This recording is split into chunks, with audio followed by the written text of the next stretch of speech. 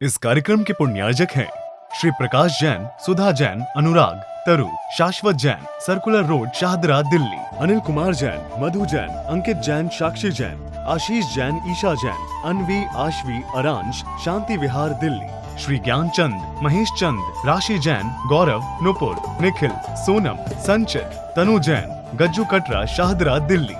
श्री सुरेंद्र कुमार जैन, स्नेहलता जैन, सचिन जैन, मधुलिका जैन, प्रणव जैन, पलवल। श्री सुरेंद्र कुमार जैन, सरला जैन, पुत्र पुत्र वधु, अंकुर जैन, शिखा जैन, पुत्र पुत्र वधु, मधुर जैन, कोपल जैन, पौत्री अदिति जैन, सानवी जैन, टियाना जैन, फरीदाबाद। तीन भुवन में सार बीते राग विज्ञानता, शिव स्वरूप शिवकार, नमो त्रियोग समार के। छठाला ग्रंथ का स्वाध्याय चल रहा है। प्रथम ढाल की चर्चा संपूर्ण हो चुकी है और प्रथम ढाल में कविराज ने सिद्ध किया है कि चारों गतियों में दुख ही दुख है और चारों गतियों के दुखों को जीव ने अनंतों बार भोगा है। अज्ञानी मिथ्यादृष्टि जीव जहाँ भी रहते हैं चारों गतियों में वो दुखी ही रहते हैं।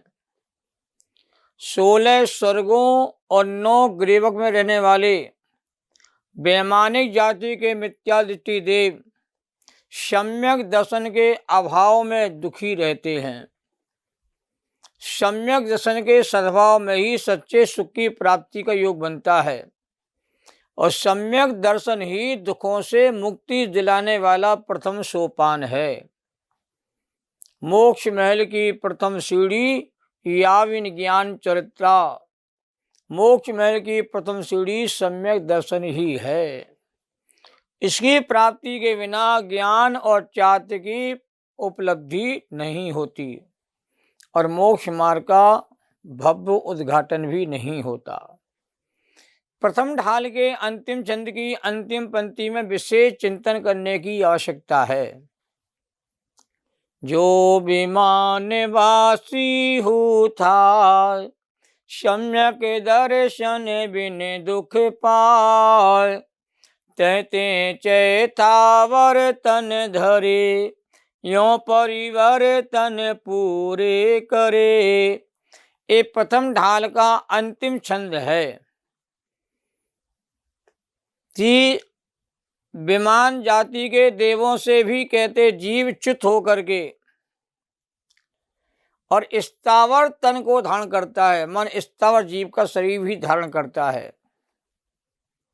इस तरह जीव 5 परिवर्तनों को पूरा किया करता है और 5 परिवर्तन की जो यात्रा है जीव ने एक बार नहीं, 2 बार नहीं, 3 बार नहीं, संख्यात बार नहीं, असंख्यात बार नहीं, अनंतों बार जीव ने 5 परिवर्तन की यात्रा को कहते हैं पूर्ण किया है।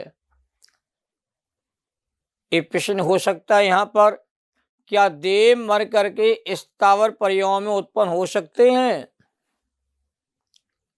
इसका उत्तर भी आगम में दिया है कि भवनात्रक, स्वधर्म और ईशान स्वर्गों के देव मर करके पृथ्वी कायक, जल कायक और प्रत्येक वनस्पति में उत्पन्न हो सकते हैं। होंगे ये नियम नहीं है। अग्नि कायक, वायु कायक तथा विकलत त्रय में नियम से उत्पन्न देवगति के जीव नहीं होते हैं और बार में सहस्त्रार स्वर के देव मर करके पंचेंद्रिय त्रियंच और मनुष्यों में उत्पन्न हो सकते हैं, परंतु 12वें स्वर्ग से ऊपर के देव मरण करके नियम से मनुष्य गति में ही उत्पन्न होते हैं। ये चर्चा प्रथम ढाल के अंत में आती है। अब थोड़ी चर्चा पंच परावर्तन की करते हैं क्योंकि विषय भी अधूरा रहा है। जन्म मरण रूप संसार में बारंबार परिभ्रमण को परिवर्तन या परावर्तन कहते हैं और परिवर्तन 5 प्रकार का कहा गया है। द्रव परिवर्तन, क्षेत्र परिवर्तन, काल परिवर्तन, भाव परिवर्तन और भाव परिवर्तन। संसार में भ्रमण करते हुए जीव ने अनंत परिवर्तन किए हैं। और संसार परिभ्रमण की कहानी कहते बहुत लंबी विस्तार वाली है। और यह कहानी किसी अन्य की नहीं है, स्वयं इसी जीव की यह कहानी है। ये आपकी कहानी भी है, मेरी कहानी भी है, सबकी कहानी यही है।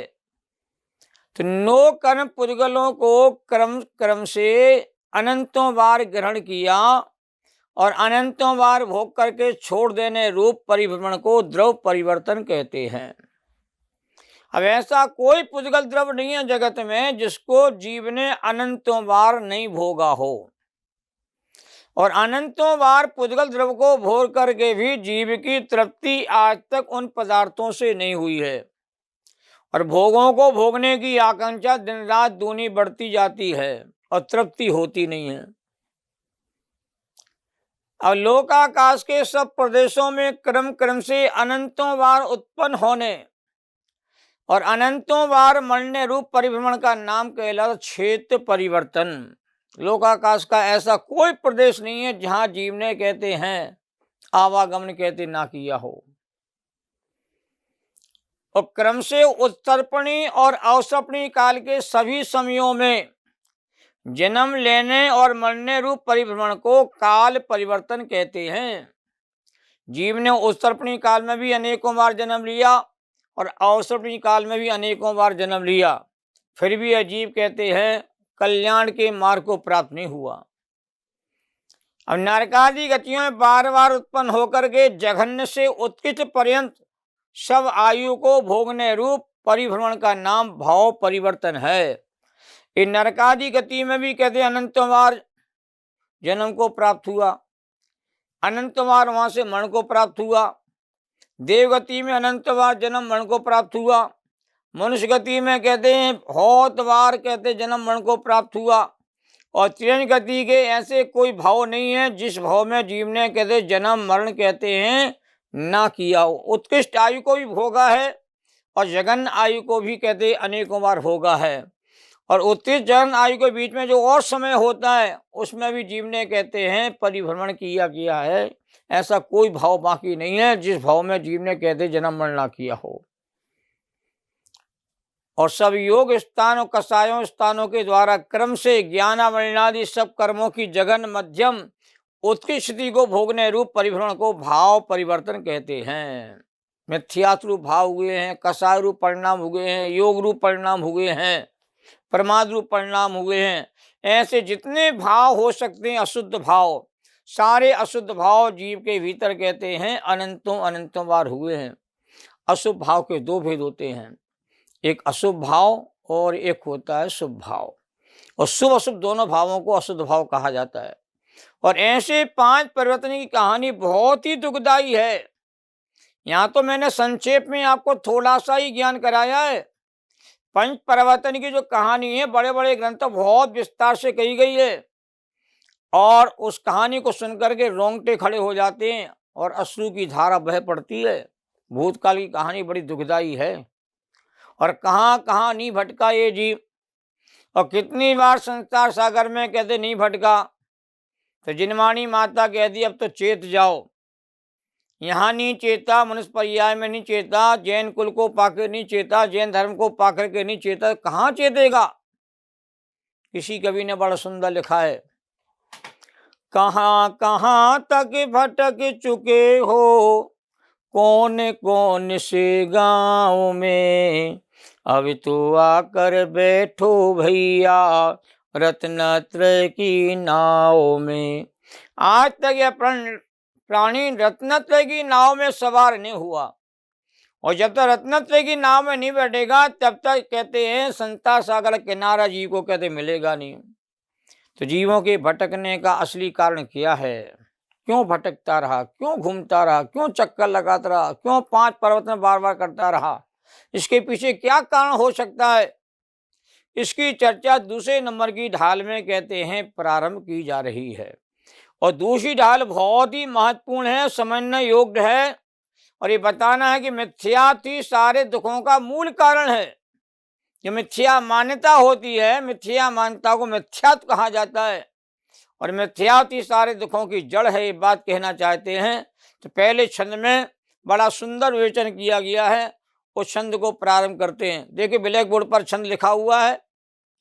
ऐसे मिथ्या जग ज्ञान चरण, बस भ्रमत भरत दुख जन्म मरण, ताते इनको तजिए सुजान, सुन तिन संक्षेप कहूँ बखान।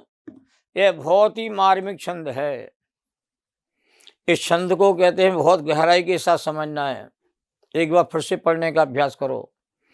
ऐसे मिथ्या जग ज्ञान चरण, बस भ्रमत भरत दुख जन्म मरण, ताते इनको तजिए सुजान, सुन तिन संक्षेप कहूँ बखान। ऐसे माने जिनका वर्णन दूसरे नंबर की ढाल में प्रारंभ होने वाला है। अभी मिथ्या दर्शन, मिथ्या ज्ञान, मिथ्या चारित्र्य का निरूपण किया नहीं है, और दूसरे नंबर की ढाल में संपूर्ण 15 छंदों के भीतर मिथ्या दर्शन, मिथ्या ज्ञान, मिथ्या चारित्र्य का विस्तार से निरूपण करने वाले हैं दौलत राम कवि। तो ऐसे माने कैसे, जिनका वर्णन कहते हैं आगे आने वाला है। तो मिथ्या दृग माने मिथ्या दर्शन, और मिथ्या ज्ञान माने मिथ्या ज्ञान, और मिथ्या चरण माने मिथ्या चारित्र। तो मिथ्या दर्शन, मिथ्या ज्ञान, मिथ्या चारित्र ये दुखों के मूल और असली कारण हैं, और इनके बस माने इनके वशीभूत होकर के, इनके अधीन होकर के, भ्रमत माने संसार सागर में परिभ्रमण करता रहा, 5 परावर्तन करता रहा। और क्या किया 5 परावर्तन में भटकते हुए? कि दुख जन्म मरण, जन्म और मरण के दुखों को कहते भरत माने भरता रहा, भोगता रहा। देखो दुख जन्म और मरण का ही होता है, और जन्म और मरण के बीच में हजारों लाखों दुख और बीच में शामिल हो जाते हैं। पर मूल तो दुख यही है कि जन्म लेता है, बार बार मरण करता है, और जन्म मरण के बीच में कहते हैं और बुढ़ापा आदि के बहुत सारे दुखों को जीव को भोगना पड़ता है। आदि का दुख है, व्याधि का दुख है, संयोगों को पाने की आकुलता का दुख है, संयोगों का वियोग ना हो जावे ये चिंता सताई रहती है, और कहते हैं इनसे निपट नहीं पाता, बुढ़ापे का दुख चालू हो जाता है, उसके बाद मरण का दुख आ जाता है। तो ये जन्म और मरण के दुखों को जीव कहते हैं उठाता रहा है। क्यों उठा रहा है, क्यों जन्म के चक्कर लगा रहा भाई? तो मिथ्या दर्शन, मिथ्या ज्ञान, मिथ्या चारित्र्य के वशीभूत होकर के। ये तीनों को जब तक पहचानेंगे नहीं तब तक तीनों से छुटकारा नहीं होगा। इसलिए नीचे की पंक्ति में कहा ताते को तजिए सुजान, इसलिए इनको कहते हैं छोड़ दो। तजिए माने छोड़ देना चाहिए। किसको छोड़ना भैया? माता पिता को छोड़ना है, परिवार कुटुंब को छोड़ना है, शरीर को छोड़ना है। किसको छोड़ना है? काम धंधे को छोड़ देना है। किसको छोड़ने की बात कही जा रही है? ना माता पिता को छोड़ने की बात कही जाती है। जैसे ही बच्चे जवान होते हैं और उनका विवाह संस्कार हो जाता है, कमाना धमाना उनका चालू हो जाता है, सबसे पहले माता पिता को कहते हैं छोड़ देते हैं। ये बहुत बड़ा कलंक है नई पीढ़ी के ऊपर। जिन माता पिता ने आपको जन्म दिया है उनकी आपको सेवा कहते मरते तम करना चाहिए। तो उनके माध्यम से ही आपका मनुष्य परिवार में आना हुआ, उनको छोड़ने की बात नहीं कही जा रही है। माता पिता को साथ में रहकर, साथ में रख करके आपको मिथ्या दर्शन, मिथ्या ज्ञान, मिथ्या चारित्र्य को छोड़ना है। क्यों? ये तीनों ही दुखदाई हैं, इनसे बड़ा दुखदाई और कोई नहीं है। इसलिए तजिए माने छोड़ दो, सुजान माने क्या?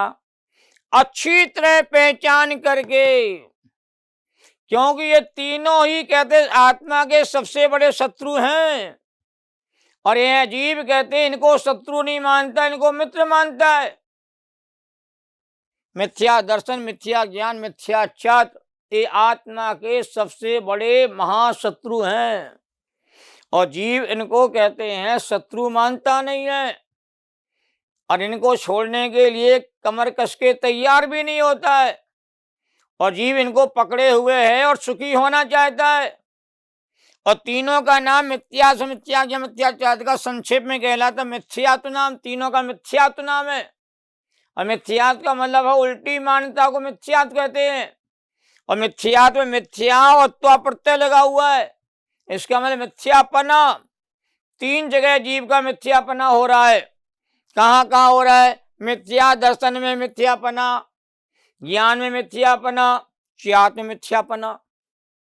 तो मिथ्यात ही जीव के लिए सबसे ज्यादा घातक है और ये घातक होने पर भी घातक जैसा लगता नहीं है। ये सबसे बड़ा पाप है, फिर भी अपने को पाप जैसा कहते लगता नहीं है।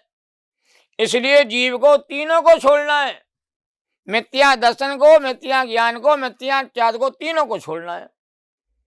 अब पूरी 6 डाला में मिथ्या दर्शन के 2 भेद करेंगे, अगृहीत मिथ्या दर्शन और गृहीत मिथ्या दर्शन। मिथ्या ज्ञान के 2 भेद करेंगे, अगृहीत मिथ्या ज्ञान और गृहीत मिथ्या ज्ञान। और मिथ्या च्यात के 3 भेद करेंगे। कौन से 3 भेद करेंगे? गृहीत मिथ्या दर्शन, गृहीत मिथ्या ज्ञान, गृहीत मिथ्या च्यात। तो तीनों के 2-2 भेद हो जाते हैं, अगृहीत और गृहीत मिथ्या दर्शन, अगृहीत और गृहीत मिथ्या ज्ञान, अगृहीत और गृहीत कहते हैं मिथ्या च्यात। और इन 6 का वर्णन कहते हैं, 6 चीजों का वर्णन कहते हैं दूसरे नंबर की ढाल में, कहते हैं दौलत का बहुत विस्तार से किया है। मिथ्यात ही सारे पापों की जड़ है, सारे पाप मिथ्यात के वशीभूत होकर के ही पलते पुष्टे हैं, पुष्ट होते हैं। जब तक मिथ्यात नहीं निकलेगा तब तक कसाई भी नहीं निकलती है, राग द्वेष की निवृत्ति नहीं होती है।